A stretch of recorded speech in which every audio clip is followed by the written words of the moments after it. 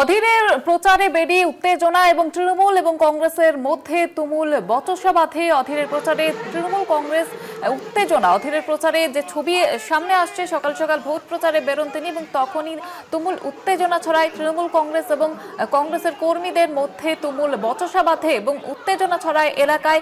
যে ছবি আপনাদের সামনে তুলে ধরছি, অধীর বহরমপুরের লিপিকা স্কুল মোড়ে অধীর চৌধুরী, তাকে ঘিরে বিক্ষোভ দেখায় তৃণমূলের কর্মীরা এবং তারপরে কংগ্রেস কর্মীদের সঙ্গে বচসা ধস্তাধস্তি, সেই ছবি আপনারা দেখতে পাচ্ছেন। ভোটের প্রচারে বেরিয়ে বিক্ষোভের মুখে অধীর রঞ্জন চৌধুরী এবং তুমুল উত্তেজনা ছড়ায় এই প্রচারে। তৃণমূল কংগ্রেস এবং কংগ্রেসের কর্মীদের মধ্যে তুমুল বচসা, হাতাহাতি দেখতে পাচ্ছেন সেই ছবি।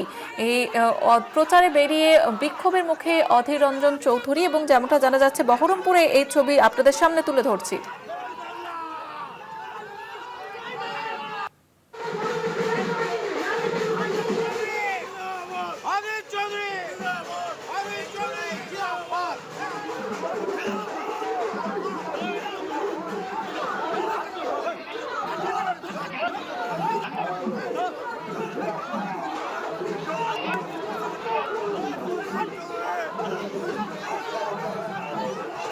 আমাদের প্রতিনিধি কল্যাণ চন্দ্র রয়েছেন আমাদের সঙ্গে টেলিফোন লাইনে। কল্যাণ, ঠিক কি পরিস্থিতি তৈরি হয়? দেখো, অধীর চৌধুরীকে ঘিরে দফায় দফায় বিক্ষোভ আজকে বহরমপুরে যে বটতলা এলাকা রয়েছে, সেখানে প্রথমে অধীর চৌধুরী মিছিলে যাচ্ছিলেন। ঠিক সেই সময় বটতলার যে গলি রয়েছে, সেখানে স্থানীয় তৃণমূল কাউন্সিলর বিশ্বদেব কর্মকারের উদ্যোগে তৃণমূলের একটি র্যালি বেরিয়েছিল এবং তৃণমূলের অভিযোগ যে অধীর চৌধুরী যারা সিকিউরিটি রয়েছে, বিশেষ করে কেন্দ্রীয় নিরাপত্তা বাহিনী রয়েছে, তখন তারা তাদেরকে সরাতে যায়, ঠেলে সরিয়ে দেয়।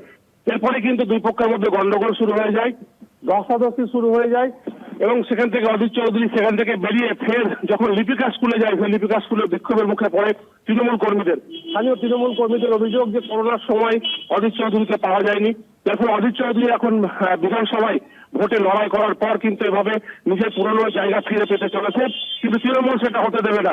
উল্টো দিকে অধীর চৌধুরীর হুঁশিয়ারি, যদি এভাবে তাকে আটকানো হয়, যদি তৃণমূল মনে করে যে রক্তারক্তি করবে, তাহলে তিনিও রক্তারক্তির জন্য প্রস্তুত। যার ফলে এক পক্ষ আর এক পক্ষে হুমকির কারণ ফলে কিন্তু মুর্শিদাবাদের বহরমপুর কিন্তু উত্তপ্ত উঠেছে এবং অধীর চৌধুরী এখনো মিছিল করে বেড়াচ্ছেন।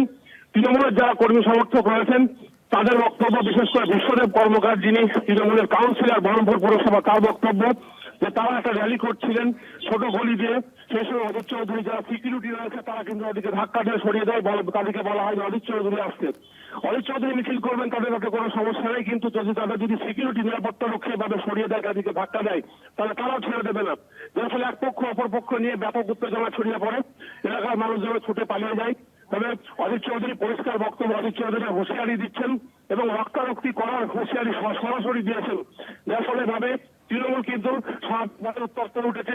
বহরমপুরের রানুগোপাল মুখোপাধ্যায় যিনি রয়েছেন তৃণমূল প্রার্থী, তিনিও জানিয়েছেন যে এভাবে তৃণমূল কর্মীকে ধাক্কা দিয়ে সরিয়ে দিয়ে তৃণমূলকে কোনোভাবে চুপ করা যাবে না, কারণ তৃণমূলের জয় নিশ্চিত, সেটা জেনেই কিন্তু অধীর চৌধুরী লোকসভা ভোটের সময় যেমন রণমূর্তি ধারণ করেছিলেন, সেরকমই তিনি করতে চাইছেন।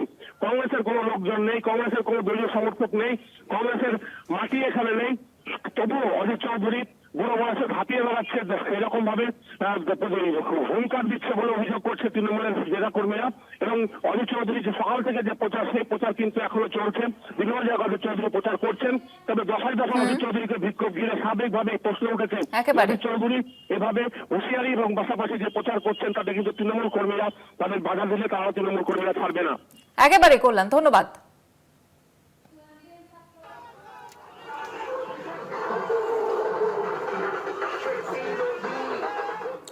অধীরের প্রচারে কংগ্রেস তৃণমূল তুমুল উত্তেজনা ছড়ায়, বিক্ষোভের মুখে পড়েন অধীর রঞ্জন চৌধুরী। প্রচারে বেরিয়ে বিক্ষোভের মুখে অধীর চৌধুরী।